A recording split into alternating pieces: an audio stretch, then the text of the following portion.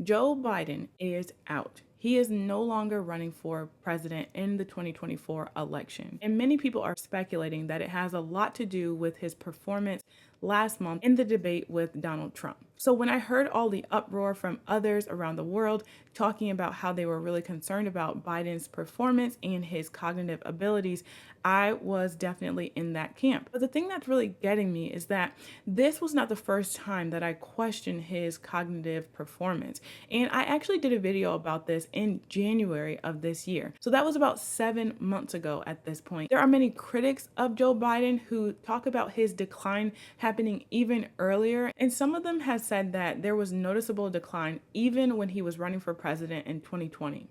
I'm always one to back up what I say with evidence. And honestly, I just wanted to know if this was true. Is it true that he was in cognitive decline even in 2020 when he was running for president the first time? So today we're going to be looking at some of his public appearances in 2020 and throughout the years leading up to this point where we are now, where he is officially dropping out of the presidential race. And hopefully by the end of this video, we can answer the question, when did this all begin?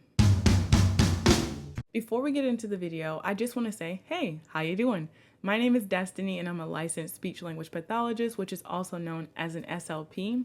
Now, this backdrop is definitely different, and that's because we are in a new place, we're in a new state. And if you haven't seen that video where I talk about us making the move across the country to start a homestead, then definitely check out that video because that will explain why this looks this way and many of the videos that I post in the future. And before I go, if you like this video or any of the other videos on my channel, make sure that you subscribe so that you don't miss out on future videos. Like this video and share it with anyone who you think might be interested in this topic. All right, so the critics are saying that they noticed a decline even in 2020 when he was running for president the first time. So I actually went back further than that, 8 years ago. So this would have been in 2016. And at that time, he would have been 73 years old. So let's take a look at that video. And afterwards, many are strong at the broken places.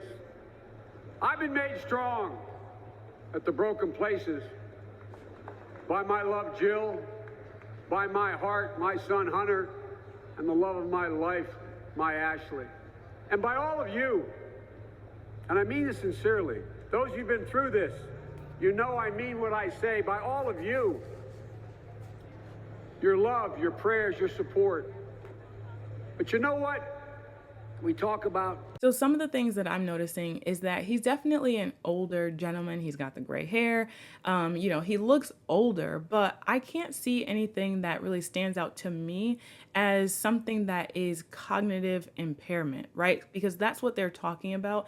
They're saying that he was showing signs of things like dementia and Parkinson's in 2020. So in 2016, I can't say that I see anything other than someone who is slightly older. I think his personality is coming through here. He does have a couple of, start and stops when he talks, but that is typical. And so I'm not concerned here. I think his voice is very clear. And again, his facial expressions match what he's trying to say. There's nothing that stands out to me as a major red flag in regard to cognitive decline. And because I don't want this video to be too long, since I am referencing cognitive decline, definitely check out that video where I talk about whether or not he is too old. I'll link it in the description and maybe it'll be somewhere up here. Okay, so now let's move forward, and we're in 2020, and this is where people are saying that he was showing signs of cognitive decline. And I found a clip from his presidential debate with Trump. I thought this was reasonable because it's a good way to compare how he looked in 2020 when he was debating the same person to how he looked now in 2024. So let's take a look at this video. What I'm going to do is pass Obamacare with a public option. Become Biden care. The public option is an option that says that if you in fact do not have the wherewithal if you qualify for Medicaid and you do not have the wherewithal in your state to get Medicaid, you automatically are enrolled, providing competition for insurance companies. That's what's going to happen. Secondly, we're going to make sure we reduce the premiums and reduce drug prices by making sure that there's competition that doesn't exist now by allowing the Medicare to negotiate drug prices with the insurance companies.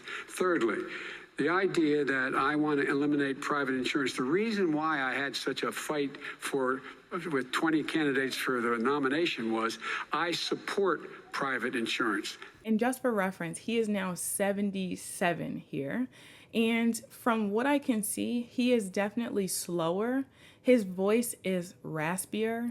There are, I guess, instances where he can sound imprecise when he's speaking, but to be honest, again, it just looks like a normal aging person. With that being said, this is just one clip. Maybe there are other videos where he looks worse, but based off of this clip and the other videos that I saw from this time frame, it would be really hard for me to discern whether or not there is a mental issue or just normal aging. Okay, so let's cut to 2022 where he's at the White House Correspondents' Dinner. At this point now, he is 79. Billy, you should know what you're doing, pal. You know it well.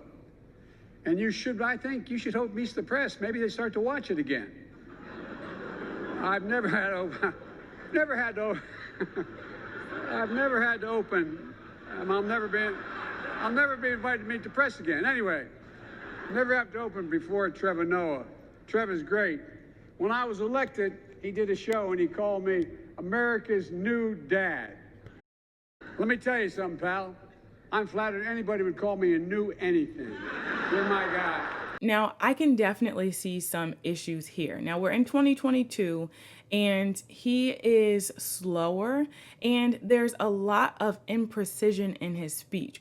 I can say that this is normal aging, but also there are times when I feel like I really don't know what he's saying, and the people in the audience are actually not reacting to some of his jokes because I don't think they know what he's saying. I feel like his face is becoming more mask-like, and people bring up Parkinson's when talking about him, and that is a characteristic of Parkinson's disease where their face becomes very mask-like. It's harder to express themselves. Their muscles are becoming more difficult to control, even in those natural moments where you just want to make a simple expression. He has a very fixed look, and that look continues into the present. I feel like in general, he's trying to be funny, he's trying to show personality, but I'm not getting the same person that I saw in the first video in 2016, and definitely probably not before that point either. Okay, so that brings us to the present, and I don't really need to even show any videos. I mean, I'm sure that you've been inundated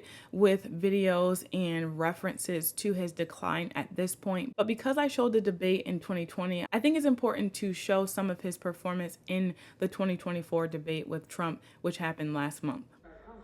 The idea is that we, in fact, we were the only ones of consequence who were not members of the Paris Accord.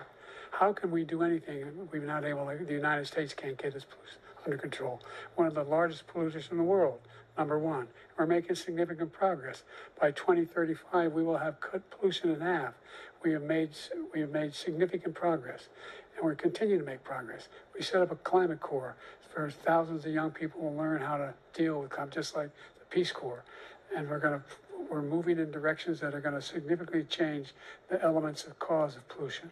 And the thing is, he was looking like this before the debate, right? Especially if I made a video about it in January and other people were concerned in 2023. So I guess my struggle is that although he may not have had a cognitive decline in 2020, like some of the critics say, why did he even try to be president in 2020? I do feel like there was a pretty steep and obvious decline from 2020 to now. I feel like somebody in his circle and definitely, in the government as a whole probably should have recognized that and probably did recognize it. And so I do have, mixed feelings about why he was allowed to go on so long. And my heart goes out to him because I do feel like he really just needs rest at this point. And I said this in my last video that although there are people like our grandparents or, elderly neighbors that have good cognitive ability up until the very end of their life, it doesn't mean that they should be in a role that is as stressful as running a government, and definitely not being the leader of the free world as the president of the United States. So to really answer that question of when did this all begin, I'm going to take a guess based off of the videos that we looked at today that somewhere between 2021 and 2022 is when he started to show more signs of a true decline. It might be physically, definitely, like I said, that mask-like appearance and kind of the imprecision in his speech would have been the first clue for me. And then as it got worse, I feel like by 2023, they had to have known that something was wrong. I mean, at least he had to have known that something was different because maybe, the issues with memory or the issues with just not being able to articulate as clearly as he would like. I mean, in some of the videos, I do see him kind of like licking his lips or at least acknowledging that whatever he just said wasn't what he wanted to say. So where do we go from here? I'm going to wish him a happy rest of life for however long that is. I hope he gets rest. And I think that this is an important topic overall. As I mentioned in this previous video, that he's not the only one in leadership who is this old. And I want to believe that all of the rest of them, the octogenarians as they call them, are sharp as a tack and capable of handling their roles in Congress. But even if they are, why do we want them to be? That's the real question. If there are younger and more capable people who can really deal with the stress better and it's not going to take a toll on their health and their bodies, shouldn't we allow them to step into those roles and allow some of these very old, truly elderly people to rest? I mean, is that hard to ask for, to have them enjoy the rest of their life without having to deal with the most stressful jobs in the world? I don't know, but that's just me. I'm just a simple, lowly speech language pathologist, but those are my thoughts. Let me know what you guys think in the comments, and I'll see you all in the next video.